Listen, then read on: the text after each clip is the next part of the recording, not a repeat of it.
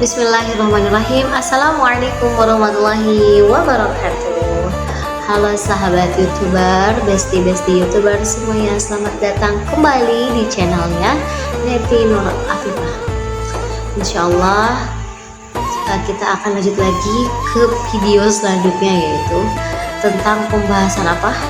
Tentang pembahasan pembagian hadis ditinjau dari segi kualitas. Video sebelumnya itu kan pembagian hadis dibagi dari segi kuantitas, sekarang ditinjau dari segi kualitas ya teman-teman. Insya Allah pada video kali ini itu akan dibahas tentang masih materi penting pada ulumul Quran, yaitu tadi ya, pembagian hadis ditinjau dari segi kualitas. Teman-teman, mungkin kita sering mendengar istilah hadis sahih, hadis hasan, hadis dhaif, ya betul kan teman-teman ya? Namun sebenarnya apa sih perbedaan dari ketiga hadis tersebut?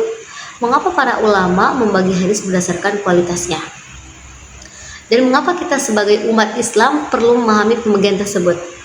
Yuk kita bahas bersama-sama. Bismillah, yang pertama yaitu pembagian hadis berdasarkan segi kualitas ya, adalah pengelompokan hadis berdasarkan tingkat dapat diterima atau tidaknya sebuah hadis sebagai hujjah. Penilaian kualitas hadis dilakukan oleh para ulama dengan meliti sanad dan matan hadis secara sangat teliti ya teman-teman. Mereka memeriksa apakah sanadnya bersambung, bagaimana nih kepribadian para perawinya, seberapa kuat hafalan mereka, hingga memastikan bahwa hadis tersebut tidak memiliki cacat ataupun bertentangan dengan riwayat yang lebih kuat. Begitu ya teman-teman. Terus secara umum hadis berdasarkan kualitas itu dibagi menjadi 3 bagian, yaitu ada hadis sahih, hadis hasan, dan hadis dhaif. Kita mulai dari yang pertama dulu ya teman-teman pembahasannya, yaitu tentang hadis sahih. Sahih benar ya.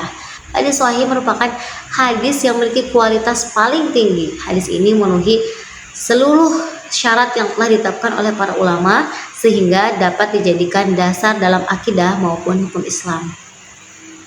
Ada 5 syarat utama hadis sahih. Yang pertama, sanadnya harus bersambung. Artinya setiap perawi benar-benar menerima hadis dari gurunya tanpa adanya mata rantai yang terputus, jadi terus menerus gitu. Kedua, seluruh perawinya harus bersifat adil. Maksudnya mereka dikenal sebagai orang yang bertakwa, jujur, berakhlak mulia, dan tidak melakukan dosa besar ataupun terus-menerus melakukan dosa kecil. Ketiga, para perawinya memiliki sifat dabit atau ketelitian yang tinggi, baik melalui hafalan yang kuat maupun catatan yang sangat baik. Keempat, hadis tersebut tidak mengandung syadz, yaitu tidak bertentangan dengan riwayat lain yang lebih kuat. Dan yang kelima ya, yang terakhir, hadis tersebut tidak memiliki ilat atau penyakit ya, yaitu cacat atau penyakit tersembunyi yang hanya dapat diketahui oleh para ahli hadis. Karena memenuhi seluruh syarat tersebut, hadis sahih menjadi hadis yang paling kuat kedudukannya. Salah satu contohnya ya, hadis Rasulullah yang sahih yang terkenal adalah sebagai berikut, yang artinya itu sesungguhnya setiap amal itu tergantung pada niatnya. Innamal a'malu binniyat. Hadis ini diriwayatkan oleh Imam Bukhari dan Imam Muslim, sehingga termasuk hadis yang kualitasnya itu sangat tinggi ya, makanya sahih. Oke teman-teman, lanjut ke pembahasan kedua, yaitu tentang hadis hasan. Hadis hasan memiliki syarat yang hampir sama dengan hadis sahih. Sanadnya tetap bersambung, para perawinya tetap adil, tidak mengandung syadz, dan tidak memiliki ilat. Yang membedakan hanyalah tingkat ketelitian atau kekuatan hafalan sebagian perawinya.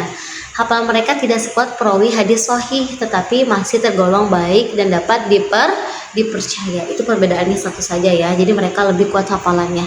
Karena itu hadis hasan tetap dapat dijadikan hujjah dan diamalkan dalam kehidupan sehari-hari. Kemudian yang ketiga adalah hadis dhaif.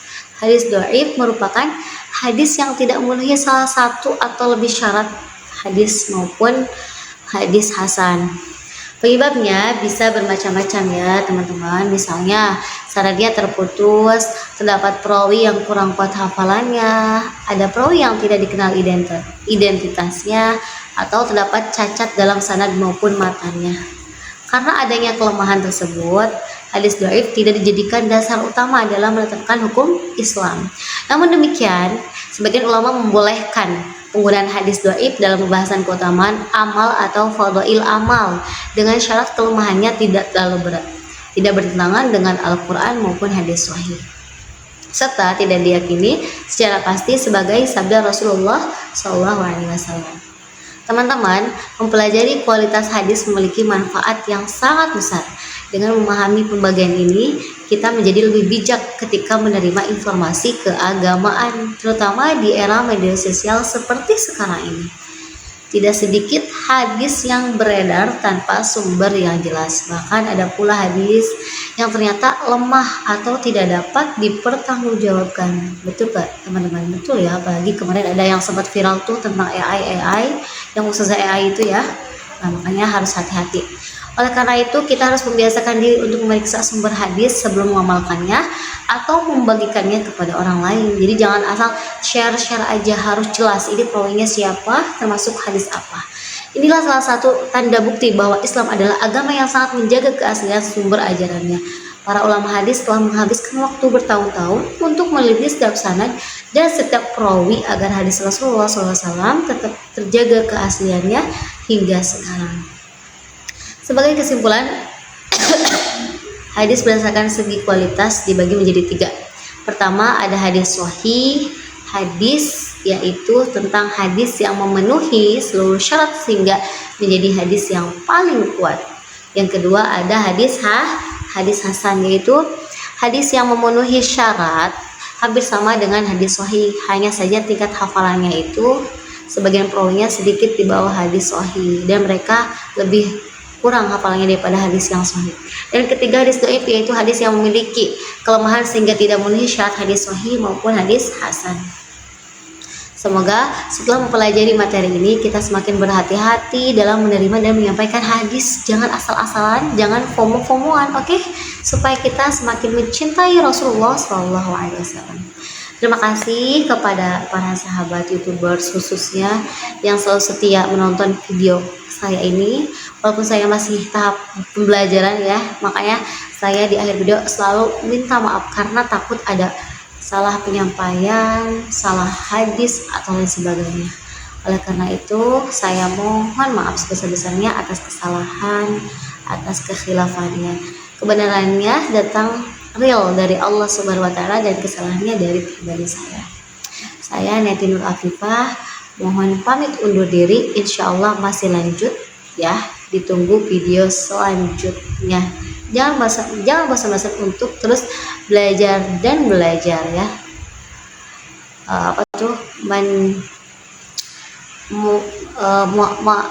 Mahfuzatnya itu al ilmu walau bisin gitu tuh, yang carilah ilmu sampai ke negeri Cina gitu ya teman-teman. Mungkin pembahasan tadi tentang hadis ditinjau dari kualitas dicukupkan sampai di sini.